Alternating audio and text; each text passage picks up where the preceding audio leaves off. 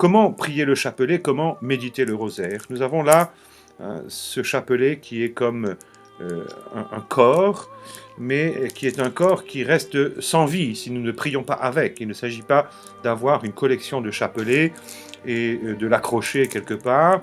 Ce n'est pas un gris-gris, ce n'est pas un objet qui va agir comme par magie parce que nous le touchons, parce que nous l'avons sur nous. Quelle que soit sa matière, là c'est un chapelet en bois, il peut être en plastique, il peut être avec des pierres précieuses, qu'importe, ce qui compte, c'est la prière que nous allons faire avec.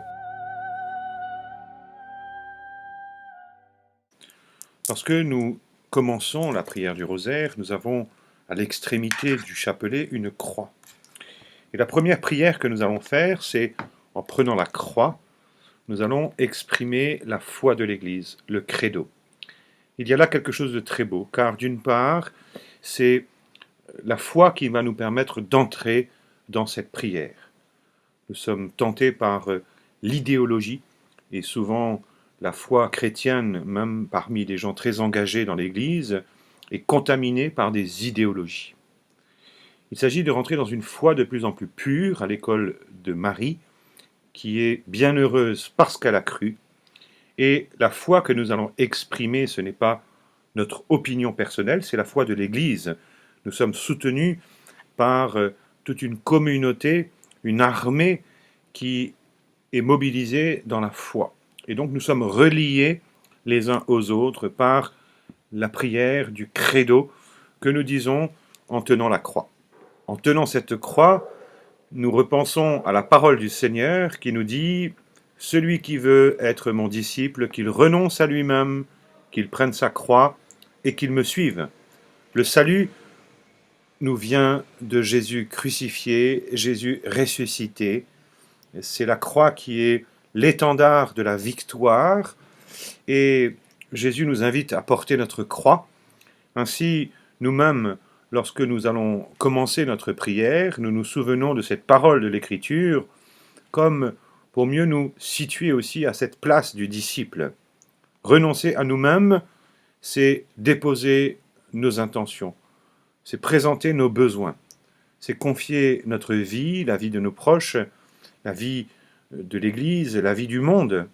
Et il est bon, après avoir dit le « je crois », le credo, de pouvoir prendre le temps d'exprimer ces intentions que nous avons et qui sont peut-être les préoccupations du moment, parce que le piège, lorsque nous prions le chapelet, c'est finalement de passer toute la durée de notre prière à penser à des intentions, à des personnes, à des situations, et parfois des situations douloureuses.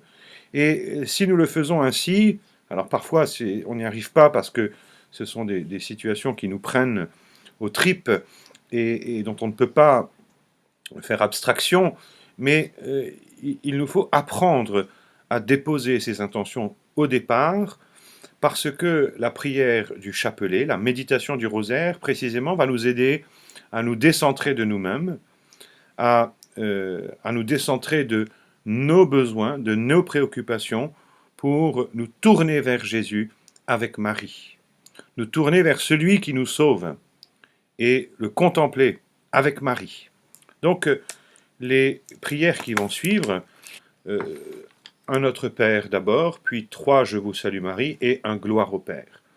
Et lorsque nous prenons le temps de prier cette première partie du chapelet, nous pouvons confier ces intentions. Nous pouvons prier pour la paix dans le monde, nous pouvons prier pour les familles, nous pouvons prier pour les malades, pour les jeunes, nous pouvons confier telle personne que nous connaissons, telle situation dont nous sommes témoins, nous pouvons confier notre vie, tout ce que vous voulez, mais c'est l'occasion de tout déposer. Nous mettons le paquet là au début et nous allons essayer de ne plus y penser après.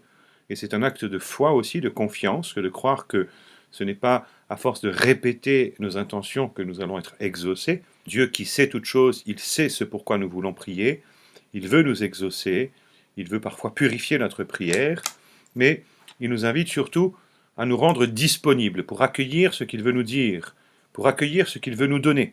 Et c'est peut-être autre chose que ce que nous attendions. Alors, après avoir pris ce temps, nous allons commencer les séries. Et nous avons des séries de plusieurs mystères. Il y a à chaque fois les séries de 5. Donc 5 mystères joyeux en lien avec l'enfance de Jésus.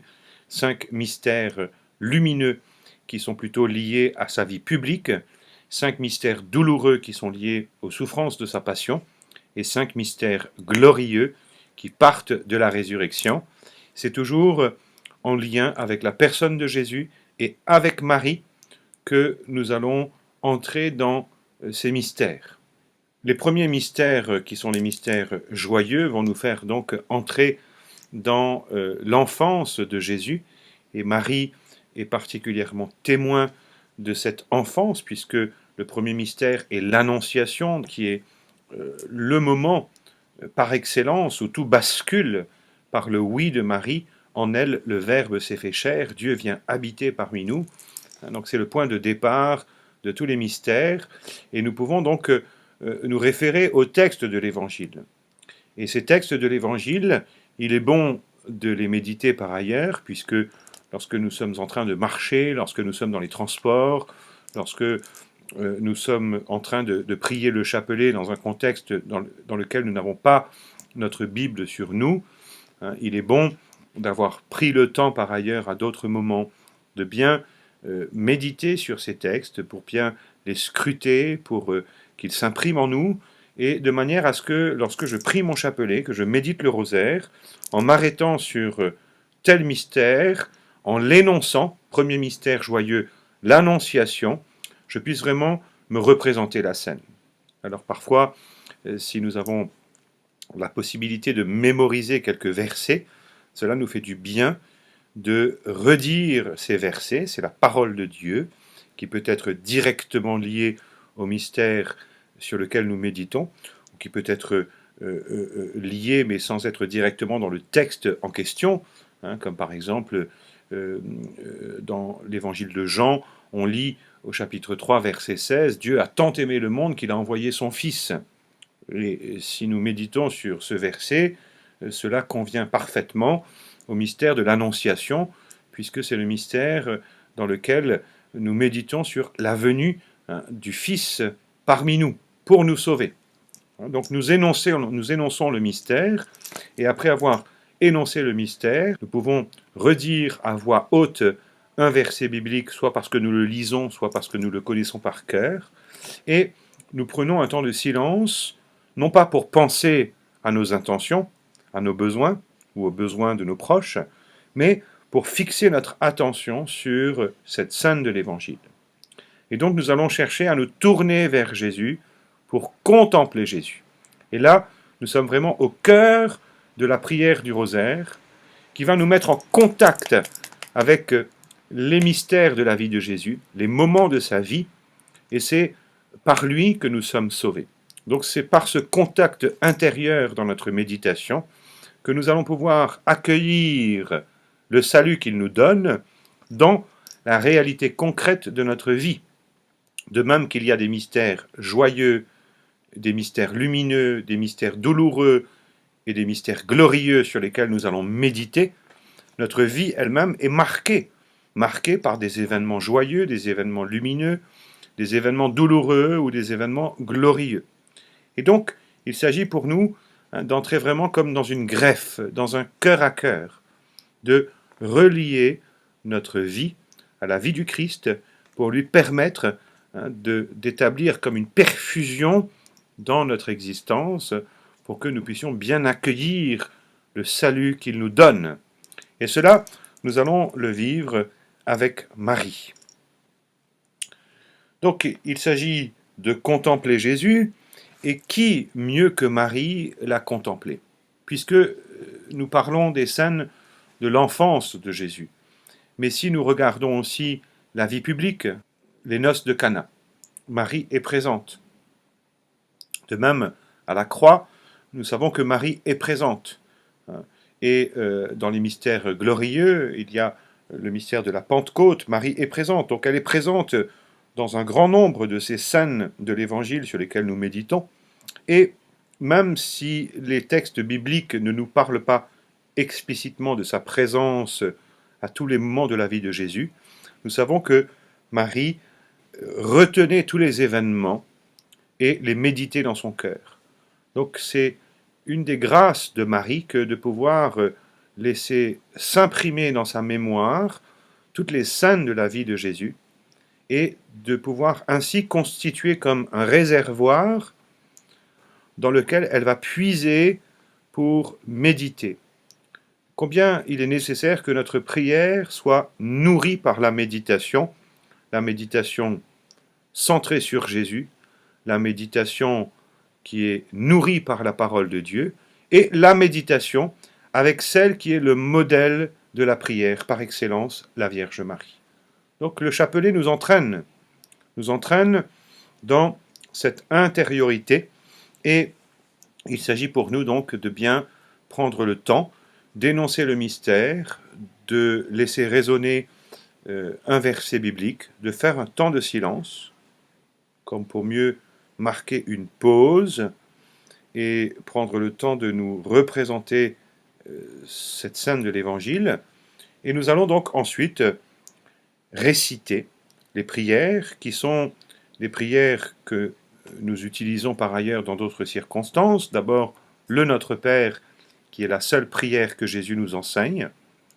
Et ensuite, une série de 10 Je vous salue Marie, que nous allons répéter, mais dans un rythme qui est un rythme posé, pour ne pas être pris dans ce piège de vouloir arriver le plus vite possible au bout de la dizaine sur laquelle nous prions, mais de pouvoir mieux nous ouvrir à cette méditation. Et si j'ajuste ma prière au rythme de ma respiration, je vais pouvoir ainsi mieux m'ouvrir naturellement à ce que Dieu me donne de façon surnaturelle par cette prière. Vous avez remarqué que lorsque nous disons le Notre Père, nous parlons au pluriel. Il ne s'agit pas de mon Père qui est aux cieux, mais notre Père. Donc cette prière nous ouvre aussi aux autres, et qu'ils soient présents physiquement ou qu'ils soient simplement présents dans notre cœur, que ce soit des personnes que nous connaissons ou pas, mais nous sommes dans une dimension communautaire de la prière, notre Père. Nous sommes établis dans un nous, dans un pluriel qui forcément nous relie les uns aux autres. Et nous demandons non seulement pour je, mais pour nous. De même, dans le Je vous salue Marie que nous allons reprendre à plusieurs reprises, nous terminons en disant priez pour nous. Non pas priez pour moi, mais priez pour nous, pauvres pécheurs, maintenant et à l'heure de notre mort. Ce sont les deux moments les plus importants pour Dieu. Et quand nous confions ainsi à Jésus par Marie, maintenant et l'heure de notre mort, nous nous ouvrons à cette actualité de la grâce de Dieu qui vient et qui correspond toujours à ce dont nous avons besoin pour maintenant. Et nous sommes en train de préparer, sans forcément en avoir conscience, nous préparons cette heure qui est une heure décisive, qui est l'heure de notre mort et en réalité l'heure de notre entrée dans la vie. Et quand nous redisons à travers la prière du chapelet, les Je vous salue Marie, nous sommes en train de confier notre vie et celle de nos proches dans ces deux moments les plus importants, maintenant et à l'heure de notre mort. Évidemment, nous terminons en exprimant cette prière qui honore le Dieu Trinité, gloire au Père, au Fils et au Saint-Esprit. La prière du gloire au Père qui vient comme couronner chacune des dizaines. Et il est vrai qu'une tradition qui s'est répandue dans l'Église est de rajouter après quelques autres prières. Cela peut se faire de manière spontanée ou de façon, je dirais, concertée avec ceux qui se retrouvent ensemble pour prier. Mais l'Église nous encourage à commencer avec le Notre Père, à dire nos 10 Je vous salue Marie après avoir pris le temps de bien l'introduire, et à terminer avec le gloire au Père.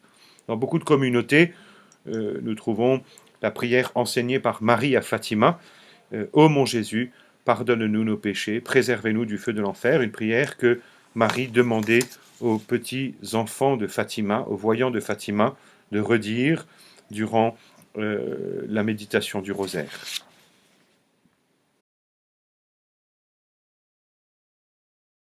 Lorsque nous prions le chapelet, que nous méditons le rosaire, nous entrons dans les sentiments de Marie. Nous entrons dans sa propre méditation. Et donc, nous allons avoir accès, mais de manière imperceptible, à la façon dont elle-même, elle a accueilli Jésus, la façon dont elle l'a contemplé, la façon dont elle l'a écouté, la façon dont elle a accueilli tous ces événements de sa vie.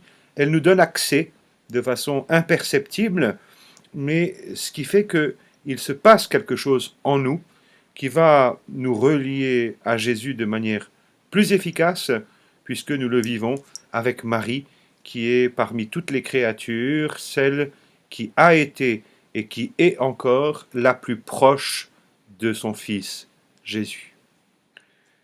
Que nous ayons à cœur de pouvoir être fidèles à cette prière, que nous décidions simplement de faire un chapelet par jour, ou davantage, ou si nous avons du mal, nous pouvons commencer par simplement 2 dizaines, par exemple. C'est à la portée de tous, mais l'important, c'est de nous y engager et de le faire fidèlement et d'être ainsi reliés les uns aux autres dans cette mobilisation et de pouvoir ainsi contribuer avec Marie à ce qu'aujourd'hui, il puisse y avoir une victoire de Dieu sur les puissances du mal et que dans toutes ces situations préoccupantes et parfois graves dont nous sommes témoins, que Dieu puisse réaliser ce qui est impossible pour nous. La prière du rosaire nous introduit dans cette foi qui nous permet de croire que rien n'est impossible à Dieu et nous permet de voir, se réaliser ce qui aurait été impossible avec nos pauvres forces humaines. Merci, Vierge Marie, de nous entraîner à ton école et que cette prière du rosaire soit toujours plus dans nos cœurs, présente dans nos vies, pour que dans les moments joyeux comme dans les moments plus douloureux de l'existence, nous puissions toujours accueillir le salut qui nous vient de ton Fils et que nous puissions lui permettre d'agir en nous, à travers nous et dans notre monde. Amen. Que le Seigneur vous bénisse et qu'il vous comble en abondance au nom du Père et du Fils et du Saint-Esprit. Amen.